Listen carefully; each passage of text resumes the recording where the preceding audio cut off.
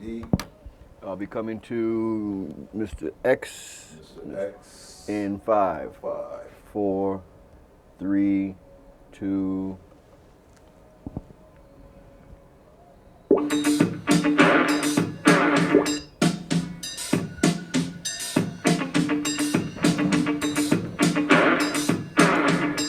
Word. Well, we back again. It's the old heads. Welcome. I want to say PCR. Another episode of the old heads. We're about to get down. I got my man Special T here with me. This is King Bear Sadat. Special T, what's happening? Oh, just taking it easy, just taking it easy. Word. So, we're just going at this again, trying to figure out where we at, just doing our damn thing. But had a lot of subject matters I wanted to talk about, but we were just starting to talk about some stuff that's really interesting, and I thought we could kind of go into it. It's sort of the idea of being black in America and how crazy it is with regard to dealing with cops, police brutality, and the potential of how things go wrong. There was a big article in the Buffalo News where they had gone to a Burger High School and started talking to young people about how to deal with cops, and they sort of had a list of rules on how one should deal with cops. And here are the rules they were talking about. It was approach the officer with respect, maintain your composure, don't draw unneeded attention to yourself, avoid any action or language that might trigger or a more volatile situation. That's what one of the people said. Don't make any sudden movements. Make sure the police can see your hands, and don't back away or run from an officer.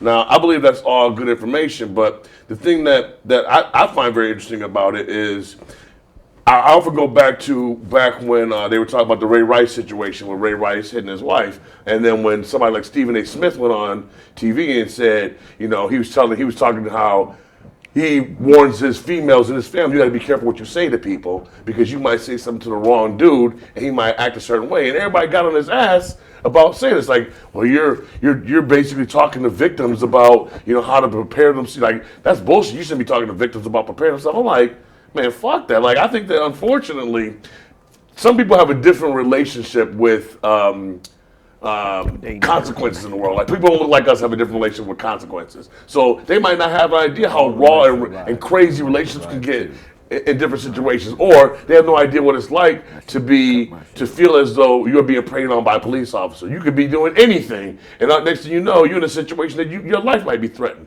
You were just telling us a story about being on the train the other day. What happened with that? Oh, it just was a scary event where the cops was about to, flex their authority on a guy that was on the train. But the guy that's on the train, he see there's a train full of people, and he requesting people to pull their phones out and start recording. That was a situation that was just real sticky. You see it on TV, you see it online, but once you really forced or in one of those situations, it's hard to say what you will and won't do. Right. But what I was saying about it, so here we are talking about, you don't want to say to a woman, you got to be careful what you say or somebody might punch you in the mouth. And saying something like that is offensive in a way. But meanwhile, we as black men have to prepare other young black men on how to deal with the fact that whether you're right or wrong, you have to act in this. You could be a law-abiding citizen, going to college, and doing everything right. You don't have to be, it ain't necessarily that whether a person is a criminal or not has nothing to do with how the police are going to treat you. So if we have to prepare our young men to deal with the possibility to say stuff like this, like people are super offended by the fact this is in the paper. That why do I have to sit there? Why do I have to? Basically, it was like the one gentleman who was here earlier was saying it's basically like saying we're in a slave state where we have to do all these things just right. But why don't everybody else have to do everything just right? Why do like the idea, for example, you always see on television, a white man says to the police officer, "Let me get your badge number." Man, we ain't never saying no stupid shit like that to a cop. Like, man, I'm trying to get the fuck away from them. Let me see your badge, officer. Like, man, I'm gonna write you up. What? Cops don't even approach you the right way, it seems like most of the time, That's what my man was saying here earlier. He was like, you can't just, he was saying that back in the day when he was police, I forget the brother's name, but a brother who's been on the force for 30 years. He was talking about how, you can't just go in the police and start pulling people over and run them up against the wall and start patting them down. You need to walk in the streets and have relationships with people and develop the fact that you are treating people with respect, then you'll get respect back. Exactly what you're talking about. Exactly. Well, it's crazy out there, man, what goes on. But I was specifically, just saying that, like, and that was one of the things they said in the article, is that a lot of the kids who young kids have young parents. So these young parents may not even have the equipment to teach them these kinds of things. Because they don't know about oppression and everything that we go through, or we've been through historically wise. They just know what they see now with that, like the Rodney King era. Right. When it was, F the police and all. So they kind of, real. See, it was a time when the police was like, get out the street to the kids and hey, go on, I know your grandmother. Right, it was a neighborhood. Now it's funny you speak of it, because I was going to say something else I was going to tell a story. I'm going to go back to that story, but just talking about how society has changed. Like, when I grew up, I told my mom, I'm going over to Balbo's house. Mom going over to Fetta's house. She knew where I was going. Like, right. Or back in the day when you had a telephone in the house, somebody would call the house. Can I speak to Special T? Whoever answered the phone said, hold on, who is this? This is John. Now you got to go find you. So there's a whole relationship where people know what's going on, and we have a community. Now it's like everybody who talks to you directly. Nobody else has to go to anybody else. But talking about having parents who, and that goes back to another thing I was thinking about, where what is Chris Rock talking about? How old is Big Mama now? What? Your mama's 18, your grandmama's 34. Like kids are mad young, like and they don't have that that experience of somebody being able to tell you something with wisdom. I mean, it's a trip, But I remember when I was little, I had gone to wood shop, and I'm like in 7th grade or something, like 7th, 6th grade, 5th grade, whatever the hell age you are in wood shop. So I make this little, using a little jigsaw. So I make this little piece out of wood, and I make it shaped like a gun, and I paint it black, and I'm all psyched for that shit.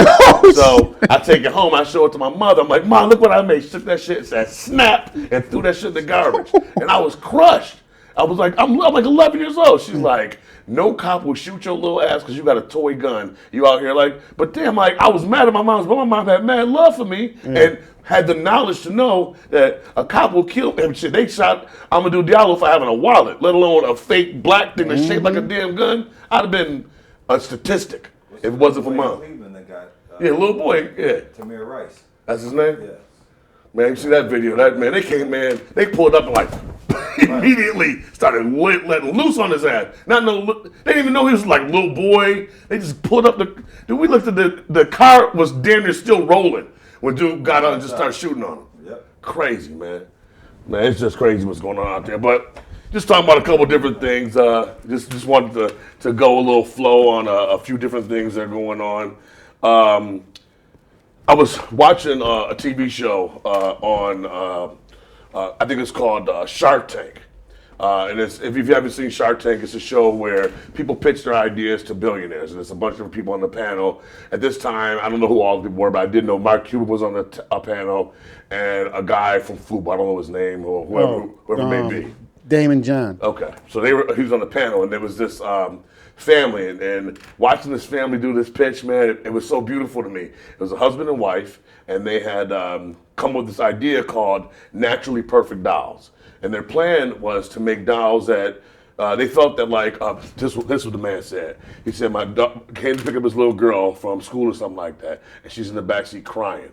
And they're like, what's wrong? And so she finally says, I'll never be beautiful. Unless I get white skin and blonde hair, I'll never be beautiful. And as parents, they were crushed, like, what did we do wrong? How did we not teach our daughter she is beautiful, And they basically ultimately came up with, at some point, this idea of designing these dolls. And these dolls have like wider noses, more African features with thicker lips, curly hair. And they're making these dolls, but the dolls are costing them like $35 a piece to make. So they have some for $85. So they're trying to get a bigger investment to get in. And none of the people wanted to buy it because they couldn't see the viability on how they were going to make money and compete against the Mattels and things like that. You pulled it up. Yeah, word, that's hot. So I love technology. You can just be talking about something, you pull it up. But that ultimately the dude agreed he said he would do it with them if he could get 40% or something like that. And no, he wanted each person to have 33%. Each of them to have 33%. Him have 33, his wife and the Damon guy we was talking about having 33%. The wife and the husband each have 33%, but they share equally. And they were, trying to say how much it meant to them. They wanted to keep, a more percentage of it. But he said, how about this? We each take 30% and we take 10% of it and put it towards something like, women's shelters or something like that to do some good. But it was just beautiful to see this family pitching this idea. And I just think stuff like that, man, is incredible. I was just so touched by the love this husband had for his wife and how much commitment they put together, that this young brother and sister was together doing something to make a difference for their family. I thought it was some beautiful stuff. Did they choose him? Yeah, Damon chose them. He chose them, and he get 30%. They get 60%. The founders and 10% go to committed charity. Yeah. He gave him $200,000 towards the whole thing. But it's just some dope stuff that's going on. I just wanted to talk about that. What about the African American women on the gold dollar coming out? Is that the coin? No, she's going to $20 bill. It's going to be Harriet Tubman on the Oh, $20 bill. A different one. A different one, yes. What's this? I believe it's a $100 coin. I believe gold coin, and the Liberty. The female Liberty is going to be a black African woman. Oh, wow. Yeah. Man. Making some progress, but Some progress. Some progress, but still, it's still treacherous trying to walk down the street every day. It's still a challenge. Trump is doing. Oh, Trump's doing it. Yep. Oh, I was about to say, man. I'm glad you said this kid because I didn't know where to go. But Trump's doing like I don't know what to say about that. Man, I was lost. Yeah, it is a $100 gold coin. $100 gold coin. $100. What you gonna do with $100 gold coin? Black casinos. Go to the club and hand it to somebody. Hand it to the bartender. Be like, yeah. What about the headline Steve Harvey meeting with Donald Trump? Dude, somebody tweeted the picture that somebody talked about the list of the people going to see Trump. It's like Don King. Don King. Well, I wish I could find that. I wish I had it, but it's like Don King, Steve Harvey, Kanye. Like what? No activists, no politicians, nobody who is really standing for anything is up there. I'm gonna be on. It's just I don't know. Basically, it's just basically clowns. Omarosa. Oh yeah. She's brilliant. Well, what's the guy that he just headed towards? Appointed to HUD housing. Oh, that dude? Oh, that was I saw surgeon, the black guy. Ben Carson. Ben Carson. They said to Ben Carson, "Would you do anything? Would you do anything to make sure that any of the money would go directly to Donald Trump?" He goes, "I will do anything to give any money to any Americans." Well, motherfucker, that's your job to give people money for HUD. How are you a surgeon and stupid as fuck? Please explain that to me. That motherfucker is dumber than three. He got to study all night to be dumb as a box of rocks. Stupid as, oh my God. Anyway, speaking of the Russian, what's going on with Donald Trump and the silliness, I was watching CNN and they were talking about Sessions as he was trying to, get confirmed. And they had Sessions representative, this woman on there talking about, because the whole thing is that Sessions is racist. That's the whole point of view that they're discussing is whether or not it's true or not.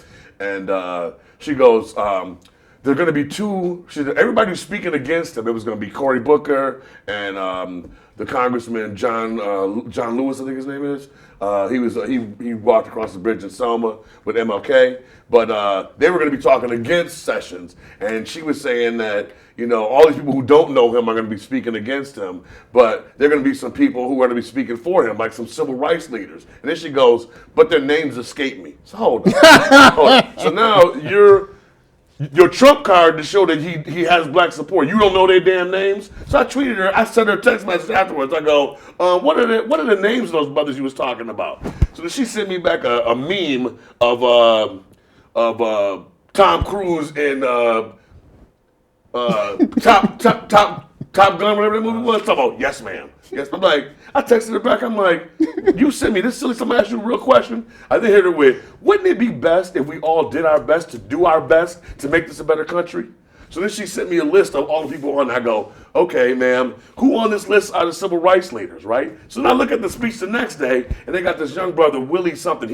He actually was a civil rights attorney that was hired under Sessions. So I texted her back. I tweeted her back. I'm like, so just because you're a civil rights attorney doesn't make you a civil rights leader. But they can just get on TV and lie. Right. We got 2 civil rights leaders speaking. Who are these civil rights leaders, man? Right. Ain't no civil rights leaders speaking on behalf of Sessions.